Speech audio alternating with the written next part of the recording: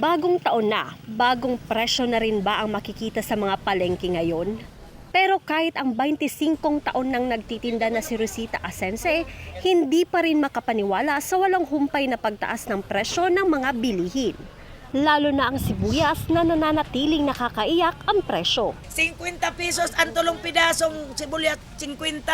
Sabi nga ni katong babae, noon pag inihiwa kita, umiiyak ako. Ngayon baliktad, iniiyakan ko ang presyo mo.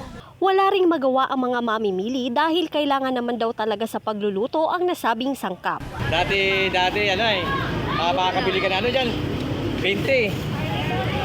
Alos 10 lang ito ay. Tapos ngayon, 30 na. Color yun. Color.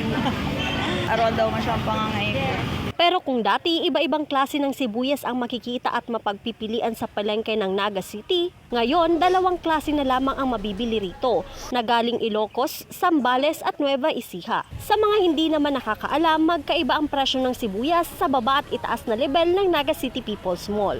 Mas mura ng 20 to 40 pesos ang presyo ng sibuyas dito sa 3rd floor ng Naga City People's Mall kaysa sa sidewalk na mabibili ng 500 to 520 pesos kada kilo.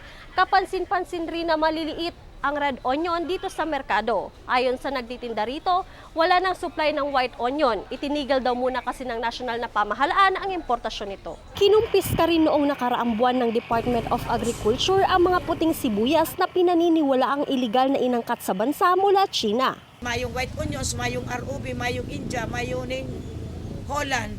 Samantala, bumaba ang presyo ng ilang gulay pagkatapos ng holiday. Panawagan naman ng mga nagtitinda sa mga mamimili, huwag isisi sa kanila ang pagtaas sa presyo ng mga bilihin. Kamu tabing para bakal, dahil kamu maanggot po sa paratindahan. Marge Sarico, CSN.